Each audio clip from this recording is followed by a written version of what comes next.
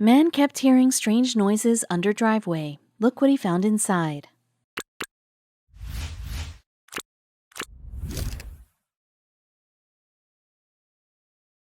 Inspecting the damage he had just done and thinking that his day couldn't get any worse, he knelt down in the driveway and peered underneath his car. But just as he was about to take a closer look at the concrete pavers, he heard the sinking sound that made his heart drop in his chest.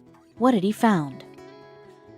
When buying a new house, you never know what you're getting yourself into, but 37-year-old Simon Marks just couldn't resist when he found a house for a bargain price in Luton, England. With the paperwork quickly signed and the transfer already underway, he never questioned why its owner was in such a hurry to get rid of it. A few months later, Simon excitedly unpacked his boxes. He was eager to spend the first night in his new home. After a tiring weekend of hauling his belongings back and forth, he climbed into bed exhausted.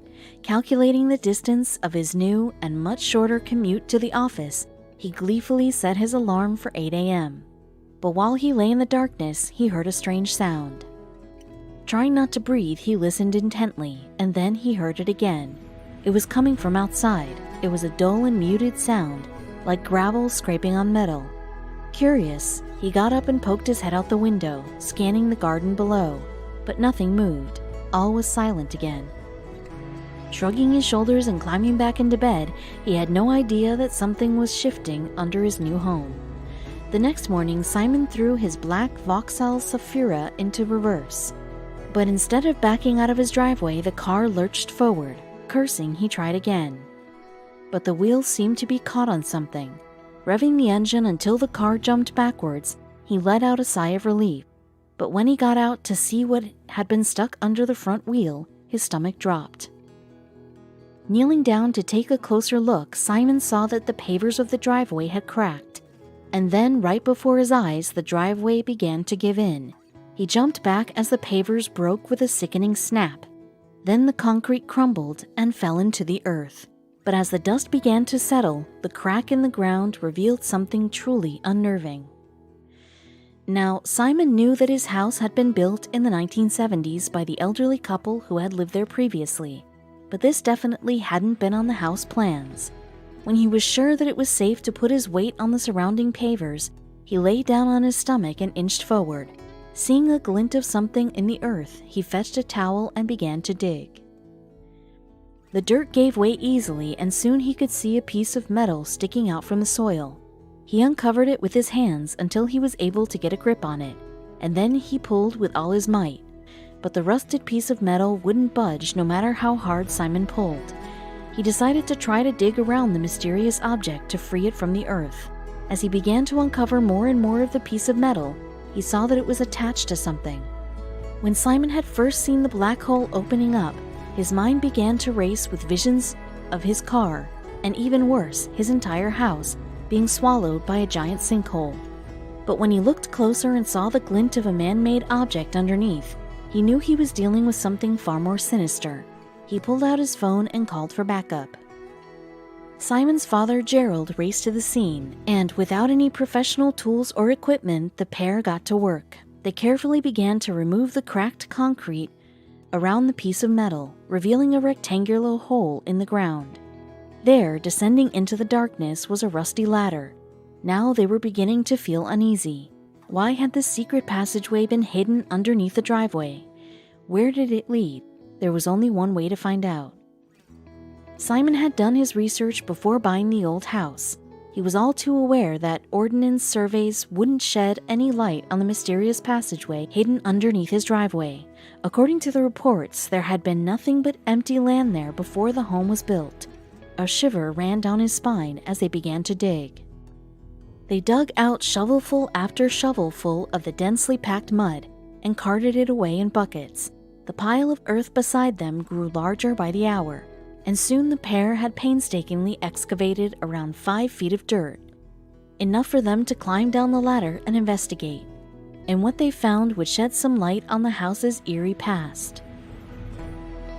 As Simon climbed halfway down the ladder, a strange feeling crept over him. He didn't want to go any further. What if it wasn't safe? He ran back to the house to fetch his selfie stick. With his phone firmly attached, he lowered it into the hole. On the phone screen, he saw that the underground passageway was hiding 2 rooms. Gerald thought he knew what they were looking at immediately, but they had to be sure. Simon had purchased the property in question for around $500,000, but the land had been used for something else, long before the house was built there. The elderly man who had sold the house to Simon was the original owner of the home, but he'd neglected to tell Simon what lay underneath. The sounds he had heard the night before had been the earth finally giving way under the driveway as it fell into the secret room. Simon and his father stopped digging and began to do some research of their own. They looked up the plot number, and then things became apparent very quickly. Prior to the previous owners of the house, this plot of land had stood empty. But Gerald quickly pointed out that the land was situated in a strategic place in the town. But even more telling was the period in which the house had been built. "My dad saw it and instantly said it was an air raid shelter," Simon said. "We Googled it and found there are quite a few in this area." After conducting some research, Simon found out that the shelter had been built during World War II.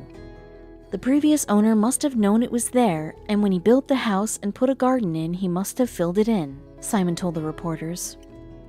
In 1938, during World War II, a man by the name of Sir John Anderson was tasked with preparing the country for war.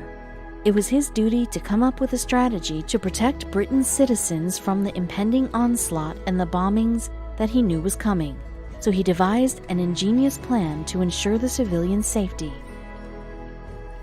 Sir John Anderson and his team of engineers planned and helped to create cheap and simple underground shelters that could easily be buried in people's backyards. The close proximity meant that British citizens could seek shelter at a moment's notice. These structures' walls were constructed from lightweight and flexible metal, a better alternative to concrete. Over 2 million of these bomb shelters were scattered around the country. But what Simon had found was not one of these. Just by looking at the chamber that Simon had found, Gerald could immediately tell that it wasn't an Anderson-designed bomb shelter. But it had indeed been built around 1938, not long after a bomb landed in the area near Luton. Citizens in the area were frightened when they learned that their small city was now a target. They had to find a better way to stay safe. The community came together and quickly devised a plan to create a community shelter that was built to better withstand the air raids.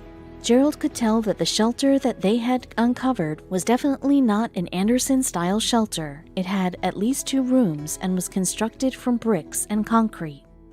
And as Simon and Gerald dug deeper into the shelter, they uncovered some unusual artifacts.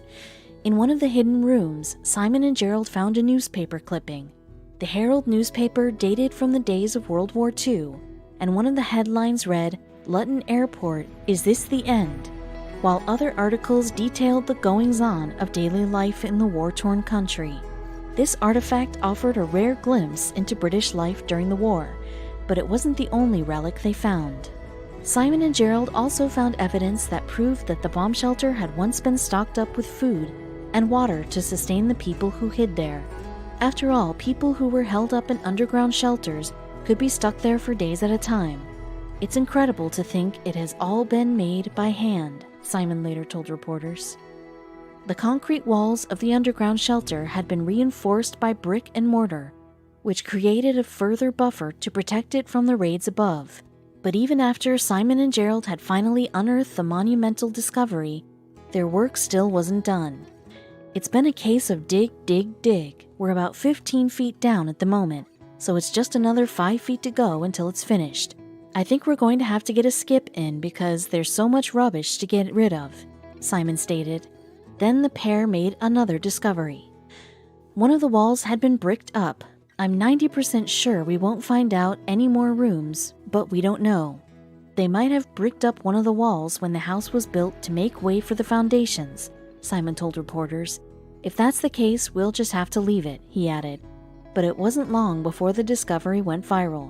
As Simon and his father continued to dig, news reporters and neighbors began to flood into his front driveway just to get a look at the amazing and historic discovery.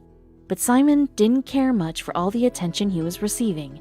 His concerns lay elsewhere. He didn't spend hours digging up his driveway for the fame. Simon felt that it was important to let the world know about his discovery, but not for notoriety. He feels that he has an obligation to his country's rich history. He didn't want this piece of history to be forgotten. He wanted the air raid shelter to be preserved for future generations. So what does he plan to do when the shelter has been completely cleared? Simon and his father plan to restore the shelter and preserve it. They hope that it will be declared an important and historical monument. They believe that just because the war is over and long past, that period in time should never be buried and forgotten. They hope that future generations will visit the shelter and catch a glimpse of an important part of history.